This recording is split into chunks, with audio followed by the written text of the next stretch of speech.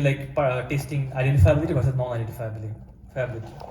Okay, so now we have a method to like you first saw we have a method to estimate the causal effect, and we also have a method to test identifiability. So is the story done here? No, like there are like lots of issues. So here causal effect is non-identifiable. So but we still need some prediction. What should we do, right?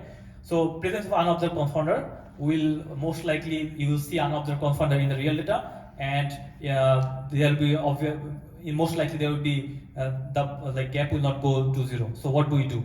That's the limitation of this existing algorithm that I discussed. Then even if the causal effect is identifiable, like here we are seeing it goes to zero, but a major assumption is like they have infinite samples.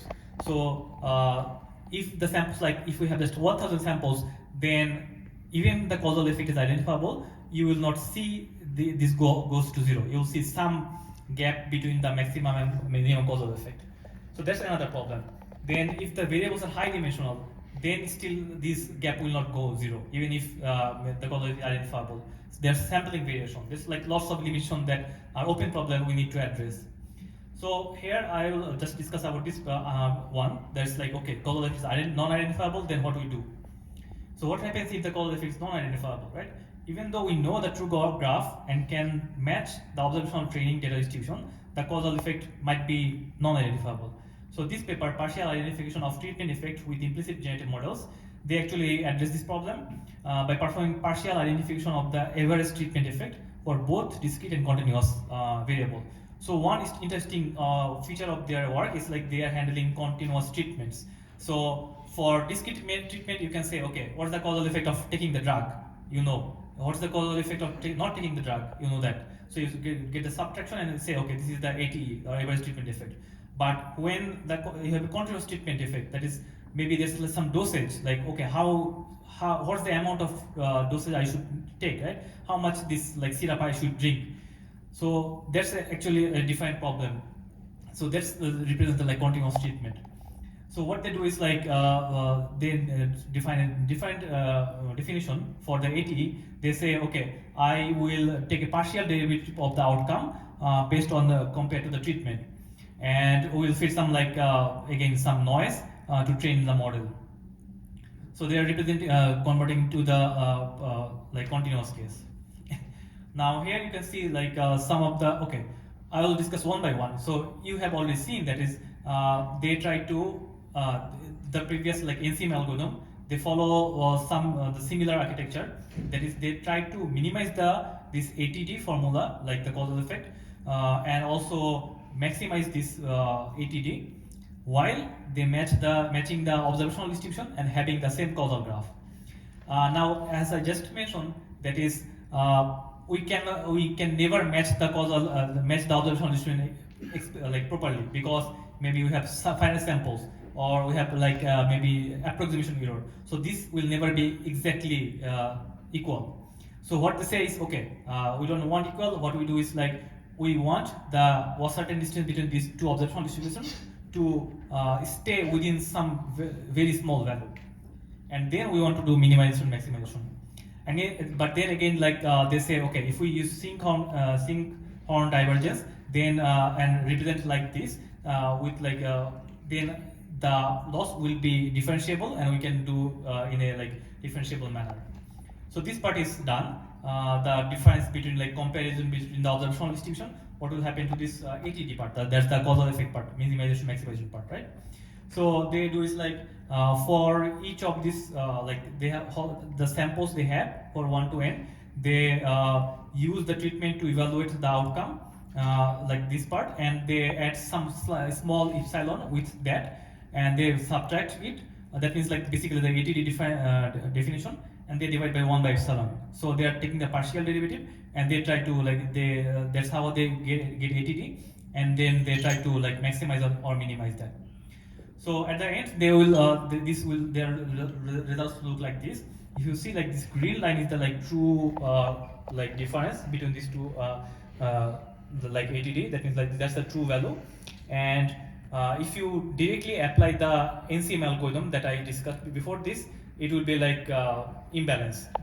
You see, like it's sometimes not containing the blue line. That means it's not containing the ground truth. And also they did not claim to contain it. They did not claim, like the previous work, the NCM, they did not claim to bound the provide a valid bound, so we cannot like make them guilty or anything. But this work, like they have some theoretical guarantee that their bound will always contain the true causal effect. So this is how it looks like. Okay, now let's move to the causal inference with images, like how interventional sampling look like. So suppose we have like 30,000 patients data of COVID-19 symptoms. We have their chest X-ray images, and we have their pneumonia diagnosis. And so the and this this data is collected from 51 different countries. So this data is actually available in Kaggle. You can find it. So this setup can be represented in this causal graph. There is COVID-19 symptom is causing how the X-ray image would look like, and then based on the X-ray image, maybe some medical professional will predict the pneumonia diagnosis.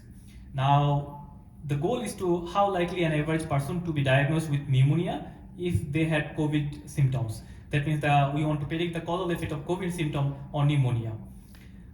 So here, one possible solution is like, okay, I don't care about image, I'll just directly predict pneumonia from COVID, since we have the corresponding columns, right, corresponding data. But the problem is, like, since this data is collected from 51 different countries, this hospital location, like where the data is collected from, that actually acts as a confounder. And in the dataset, we don't have access. We do not have access to this location. So, like where the hospitals the data is collected from, that's not available. So then it actually acts as the unobserved confounder that is affecting both COVID-19 symptom and pneumonia diagnosis. So maybe in some location you have like due to their socio-economic situation, they are more likely to affected by COVID-19, and also their diagnosis are like maybe depends on that location. And here, since the location is changing in our data set, the shift in the location causes the shift in the associated mechanism. So this mechanism and this mechanism will also change depending on the location. But some mechanism like this COVID-19 to chest X-ray, chest X-ray to pneumonia diagnosis, this mechanism stays fixed, that we assume. Now, as I said, it's actually data is collected from 51 different countries. Now, how, like, do you believe this prediction anymore, like probability of n given c? Probably no, because it might be biased, right? Because we have an unobserved confounder between these two variables. So what we want to do is, like, we want to perform an intervention on this COVID symptom, and then we want to predict its effect on the pneumonia diagnosis, so that we don't have any backdoor correlation, right? So, okay, one assumption is like we don't have any edge from hospital location to chest X-ray. That's a huge assumption, because depending on the location, maybe how people take the chest X-ray, that also differs. But for our case, suppose we are assuming that there's no edge between these two variables. The reason is, like, in this causal graph, the causal effect is identifiable. That means we can uniquely find the causal effect. If we had an edge from here to here, then the causal effect is not anymore identifiable. Okay, now we don't want probability of n given c, we want probability of n given 2c. That means only the causal effect. So here, here you can see